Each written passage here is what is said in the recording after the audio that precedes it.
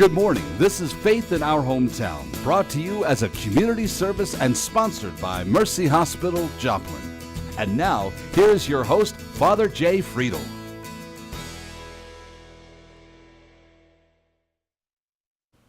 Well, good morning, everyone, and welcome to another Sunday on Faith in Our Hometown. I hope you're enjoying this nice spring morning. My guest this morning is Dr. Mandy Moss, who's the superintendent of our Joplin public school system here.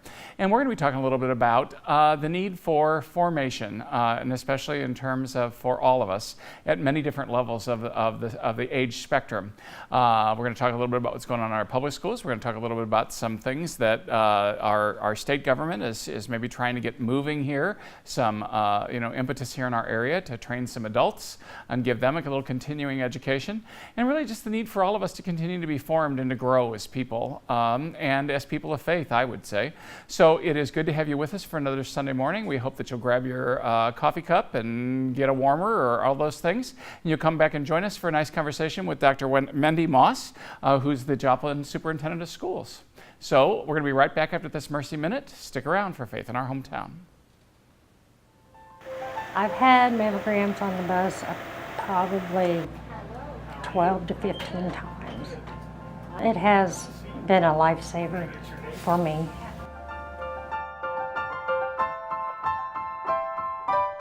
The quality of the reading is exactly the same. I will go back home tonight, download these images into the same computer system that the other images that they've been taking at the clinic today, and they'll all be read.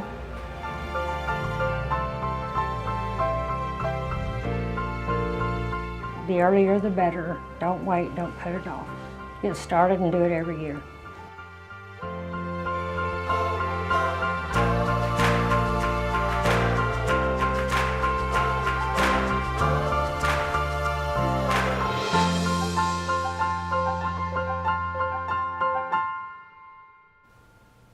Well, again, thank you for joining us for another Sunday morning in Faith in Our Hometown.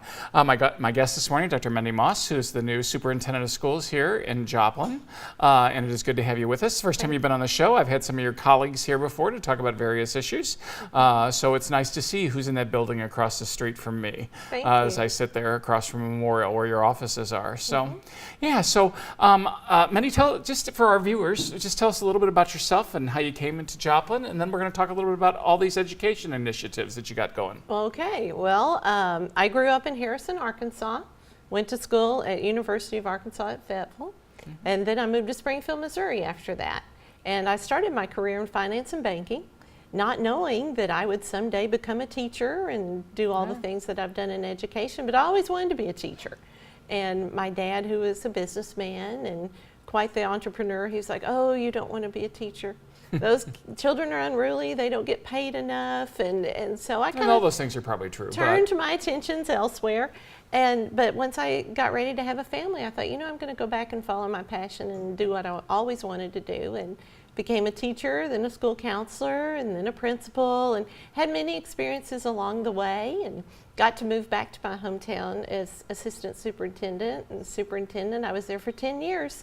Okay, and now I'm in Joplin. Well, good. And I really feel like the Lord led me to Joplin, and that was part of the path. And my husband and I are really enjoying our time here. Well, good. Well, it's glad to have you. And I Thank you. I knew your predecessor and some of those, or at least the interim predecessor, and I still know you're the predecessor. So it's always good to just know. And this is the first time we've had a chance to meet, so it's good to have you on the show. Thank you. So there's lots of things happening on this, educational, kind of this track around the state, and we got going on from all the range, from the elder to the younger, and all those kinds of things. So pick your favorite one, and let's tell everybody what's going on. Oh, so got my goodness. Things happening. Well, we used to think about education just maybe kindergarten through 12th grade and high school graduation, but what it's really become for public schools is almost a P14 type arrangement. We now are expanding our preschool, and we go all the way into post-secondary with our Franklin Technical Center adult ed programs. And just well, we're airing on Sunday, but just this evening, Thursday, as of taping, I heard our governor speak about a new initiative that has passed the House and will be going to the Senate to look at fast track adult degree programs.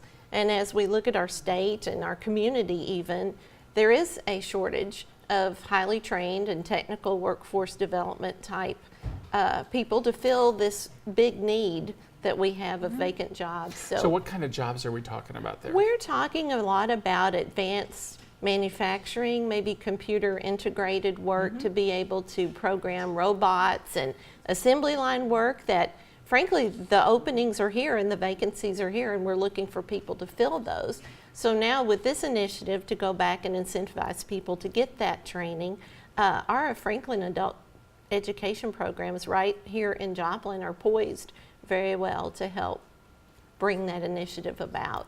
And so we've got at Memorial Hall right now a huge remodel going on. I keep hearing that. I keep hearing the dumpster filled, It's right during the weeks, outside. right That's outside your my door. view Yes, right that's now. It's the right now I got dumpster. those beautiful dumpsters, but that's okay. If it's progress in the area, It's progress. I can deal with that. Well, So that's a wonderful building. That's a Yeah. 100-year-old structure. Well, 101 now because we celebrated its birthday a year ago. We're remodeling the whole first floor, and we'll be bringing our medical adult ed programs in there, like our LPN and our surgical technician, and it gives us room to grow as well. So those programs are coming home to Joplin School. I love the fact that in that downtown corridor, we've got so many good things still happening. Yes. Some people look at us and say, oh, who wants to be down that town area? But there's just a lot of exciting things happen in that downtown corridor. There is, and when you look at the initiatives that Connect to Culture are looking at doing downtown, and then you think about what might happen with our courthouse plaza and the new juvenile justice centers just completing, Yes. it's a great time to be downtown. Yeah, and so we're glad to have you as neighbors across the street. But I mean, I did ask a few weeks ago. I asked some of your colleagues, I said, "Okay, what are you people doing over there?" And I got told that they were getting to it. So some of this is going to be that we'll be able to utilize some of that for these new adult ed things, but especially the ones at Memorial are going to be more the medical and med tech kind of Yes, areas. right now the programs that are housed at Missouri Southern, those are the ones because they needed the space we've been occupying there for their program expansion. Right. So we looked around and we said there's this great structure that we're underutilizing right now. It provided plenty of space. So we're remodeling the whole first floor. And then out at our other Franklin Tech Center, which is mostly thought of as our high school programs, we've had advanced manufacturing and some things recently approved. And so not only do we have students from the surrounding area and Joplin High School students going there, but we have some adult learners coming in at night for things like diesel mechanics and manufacturing. So it's a busy place. Yeah, one of the things that, in terms of a faith perspective on this whole thing, one of the things we've always believed is that, that ability to work and to contribute and to do something that you feel like you're making your contribution to God and to the world and for yourself and your family, that's just one of the biggest drives in us as human beings. Yes. And so I just love the fact that you're giving folks who might, have gotten, bumped out of another job or whatever, you're giving them a chance to kind of retool and still find something to feel like they've found their niche or making their contribution, to our hometown here, which is great. Absolutely. Well, I think work is an inherent need, and feeling productive is part of being healthy and a whole person. Yeah. And if we can enhance that, then that's wonderful. Amen, as we would say in the religious corridor. Okay, so that's on the adult ed thing, and so I hope that the governor, I hope all this stuff gets done governmentally, and we can kind of provide a little bit of a push for that, and not, like I say, I love seeing what's happening in the neighborhood, in terms of that, because that'll mean again more good activity around the neighborhood in day and evening. I guess the parking might get a little bit a little tighter, but what the heck, I think that's a good thing. Oh, there's parking just tucked away in all kinds of little places around. And we don't use the parking for the most part, except for when you guys are gone on Sundays, really Saturdays and Sundays for the most part. Well, we're happy so to good. share. Oh no, it's all good. It's all good. So in terms of that's what's happening with the adults. Anything else we need to know on the adult model before we start moving down the ladder here? Oh, it all just flows together. So we can move on. Yeah. So so what's happening at in Joplin for the high high school or our kids in school range? Oh my goodness. Well, we were talking about adult, but like I said, it feeds right down with our, I think I'm so excited about the recent news that our advanced manufacturing program has been approved. And now at Joplin High School, students can take courses that are dual credit with Crowder College, and when they graduate, they could have a certification in programmable logic controlling, which means they could work on these robots and they could do these assembly lines. And then our project Lead the Way is engineering or biomedical, and a lot of students are taking those courses, and we have room to take more. And one of the courses, computer integrated manufacturing, will feed right into those engineering classes.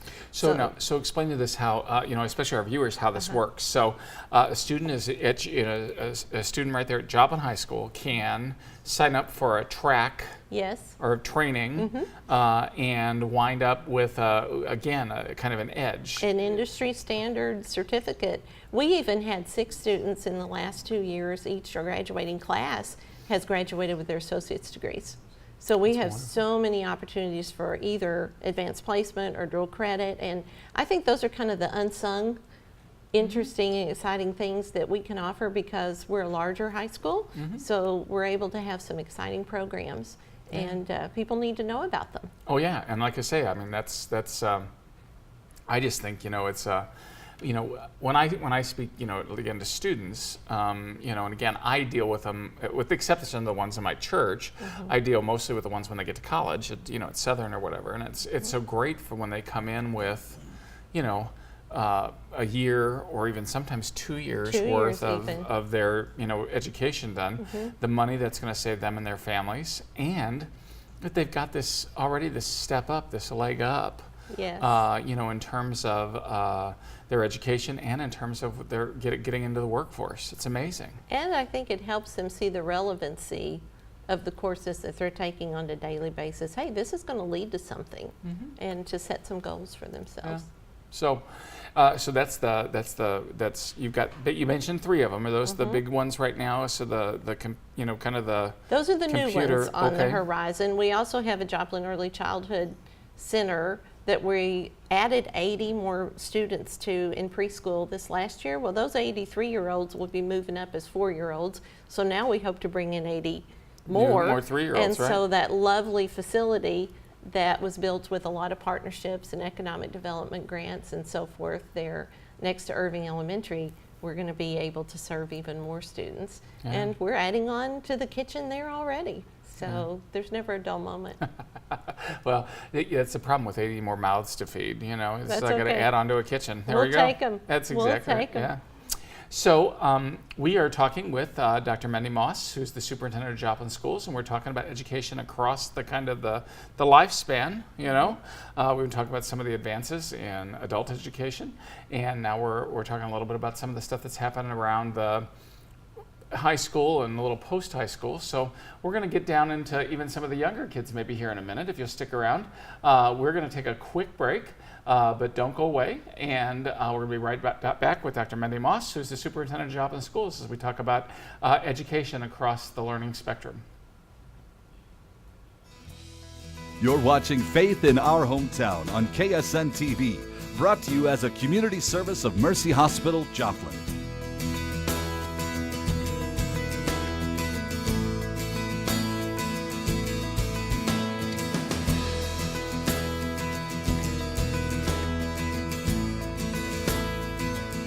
That middle break always is kind of like fast, but we're here with Dr. Mandy Moss, who's the superintendent of Joplin Schools, and we've been talking about education at all those different levels. So we were just talking about all the programs that, you know, for our high school kids and available for them to get into one of those, you know, kind of step up kind of programs in terms of even winding up with some of their secondary or their you know, their college education finished by the time they get finished. So what else is exciting you these days in the superintendent's office? Oh, well, we just got word from the State Department of Education that our annual performance report looked very good this year. Good. And that's always good news. Every building, every school is fully accredited. Yeah. So we can feel prideful about that. Yeah. And we're already looking ahead to spring and new assessments and how are we going to do for the next year. But our interim assessments would indicate that we're improving. Good. And good, so good. that's good Well, news. I teasingly say to some of your colleagues that we would have a few more kids in our Catholic schools if our public schools were in bad shape. But fortunately, they're not, Fortunately, we're blessed in this area to have some very strong school districts. And I'm just I'm very happy about that, because you don't want people to have to take refuge in you because something else isn't bad. You want them to come because that's what they want to do or how they want to do that. But I'm just proud of our public school system here. Thank And you. I'm very happy that we're not a refuge for a bad, educational system. It's good to have everybody healthy and strong, across the community, which is wonderful. And I think what you said is key. Everybody be healthy and strong. And there's a need for all these aspects. And Macaulay sits right across from us, and they've been wonderful partners with us, and we're happy to do that. You talked about what's new. There was some legislation last session that expanded virtual course offerings. So we're looking at how do we position ourselves to help provide virtual courses, and that can be a great partnership between our homeschool community and our faith-based school community, because sometimes there's a course like a physics class or a calculus class, and that may be a challenge in the homeschool or the private school sector. And so if we can partner to help push some of those courses out and have some of that enrollment and share that, we're going to be able to do that. Yeah, if I were homeschooling my kids, which I don't have any, but if I were homeschooling mine, they'd be hard pressed for that physics class. Well, they would at my home too. Oh, so. Lord. I tell you what, it's the only class. I will make a public confession here.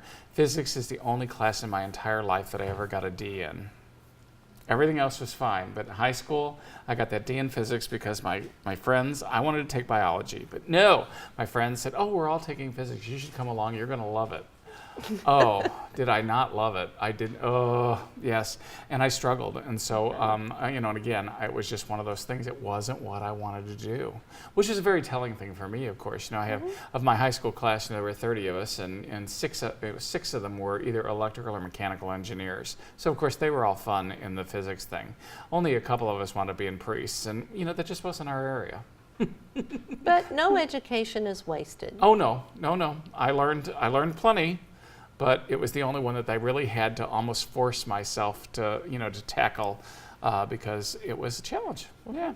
So we've got these exciting things happening in the regular public school. So virtual classes, which I think is great, pairing with the community and reaching out a little bit more. So it'll be interesting to see what you all come up with. Yes. Well, I would encourage, if you're interested in that, give us a call. Good. If they did call and wanted to know information in general about what was going on, where would they call? Give us a number. Oh, well, you could call our main number. It's 417-625-5200. One more time, just in case any of you were grabbing that pen. 417-625-5200. And we'll get you to who you need to talk to. Exactly. That's the whole thing. And when you got folks that can, sort and refer, that's always a good thing. I'm thankful for those. Yes, exactly. I always love some of my favorite people always at a university are the people who answer the phone and know where to go, which is great. And you've got that blessing in the public school system as well. So what do we need to more that you want to where you want to go with the high schoolers? You want to move down to the grade schoolers a little bit? Let's keep moving. Okay. Let's go. All right. So what exciting things have we got going on at the grade school level or middle school? Well, one thing that we're doing right now is really taking a hard look at each of our campuses, and particularly some of our elementaries, to just check on long-term facility needs. And we're forming a long-term facilities committee because about every 5 years or so, Joplin has been known to look and see where does our capital outlay dollars need to go? What are we doing to make our space equitable across the district, and also to address needs for programming that maybe weren't here 100 years ago when some of our buildings were built. Right, exactly. And to see, are we being equitable in giving our students the most nurturing environments they can have across the entire district? So we're forming a long-term facilities committee, and that was at the direction of the school board to assess our facilities and look and see where are we equitable, where do we need to improve, and maybe even present some possible solutions to the board. And so we're going to start those meetings this month and hopefully have some recommendations by May. So that's an exciting thing to look at, and always of interest to the community. Yeah. So we'll be more about that in just a short period of time. They're going to be looking at, so what did we find out, and now where might we go? Right. It's always an interesting thing for me. It's we're doing strategic planning with our Catholic school system as well. And again, it's just like, I remember when I first got here, we were doing strategic planning, but now some of those pieces are finally in place, which makes us poised now to say, okay, now what's going to be next? Exactly. And you've always got to be looking at what's next, You have because to. you grow to a certain point and it's like, bang.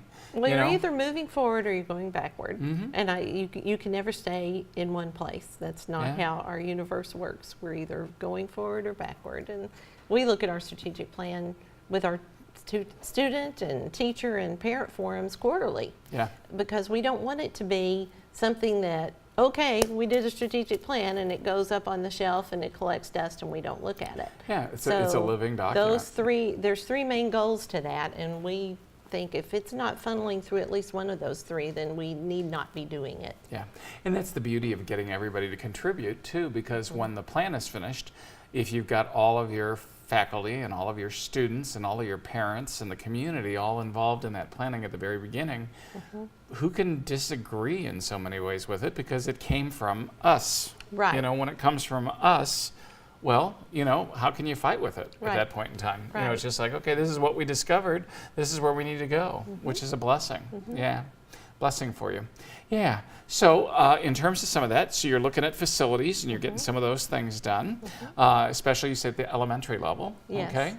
So what other things? Because there are a lot of grandmas and grandpas that watch our shows on Sunday mornings. So what else can they be looking for especially their younglings at this point in time? Well, we have implemented this year a curriculum across the district called Eureka Math.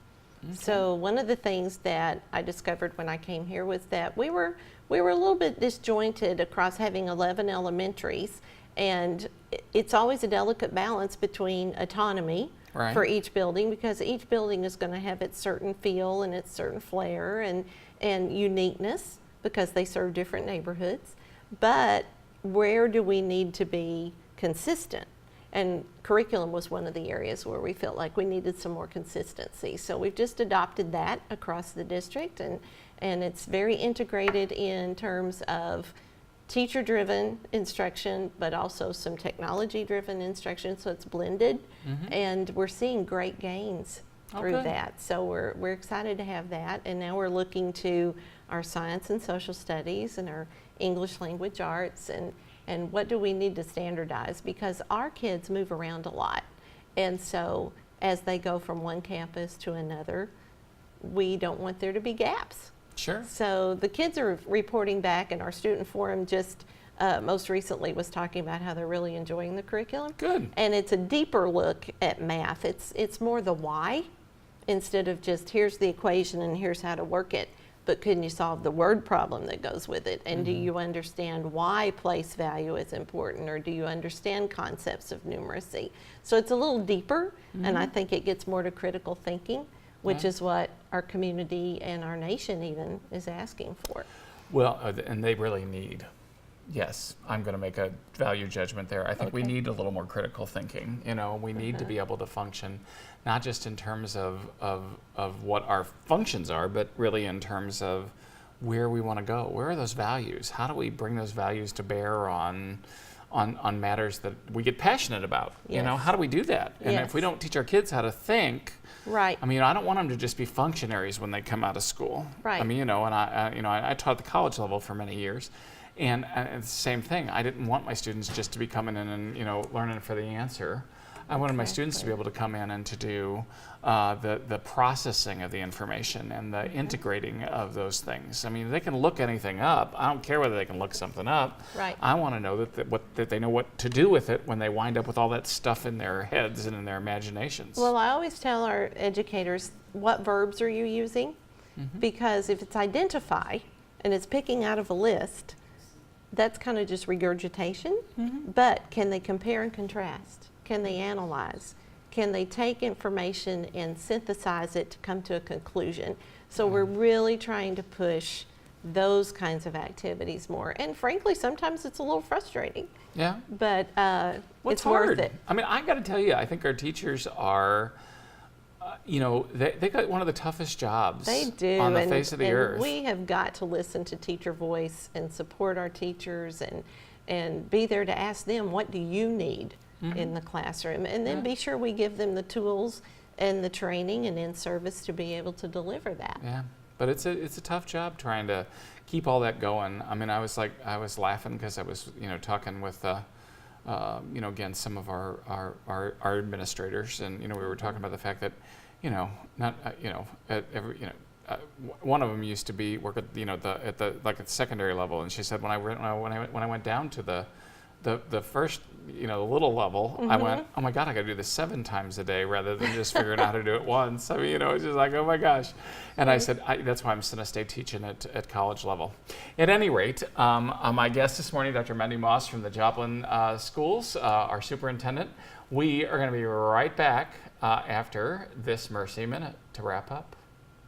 Blessings and greetings of mercy to you. My name is Anna Nichols. I am a Sister of Mercy and currently the leader of Heritage and Spirituality at Mercy International Association. I love the fact that sisters throughout time have gone where they have been called to go, and they have often picked up ministries that they never intended to pick up. 25 years ago, there were 22,000 Sisters of Mercy globally. Today we're down to about 6,200 with Sister Rock and some of the others. But despite the fact there are 6,500 or 6,200 sisters left, there is an amazing number of women and men of mercy who are working alongside us, and that continues to expand and expand, and for me that is incredibly exciting. So as far as National Catholic Sisters Week, I really look at the legacy that they have passed on and the fact that so many women, men, young people are living mercy today. That really is for me what's significant. Well, again, we're grateful that you joined us for another Sunday morning here at Faith in Our Hometown. I do think that it is important for all of us to remember that if we're going to care about each other and we're going to care about the whole person, that we need to make sure that there are opportunities for all of us to grow, or to use the words of the Christian scriptures, to grow in wisdom and grace and in knowledge before God and before everybody, okay? And I think that is just a brilliant thing when we all are encouraging each other to be our best and to live up to our potentials. Education is part of that, and it's essential as a member of a growing community. We need to continue to care about that in Joplin. We need to continue to care about it at every level. We were talking today about adult education, we were talking about high school education, little ones, all over the place. We need to care about each other and continue to grow each other up well. We thank you for joining us. Join us next week for another episode of Faith in Our Hometown. Thanks for watching. Faith in Our Hometown can be seen Sunday mornings at 6:30 and 9 a.m. on KSN. Brought to you as a community service and sponsored by Mercy Hospital, Joplin.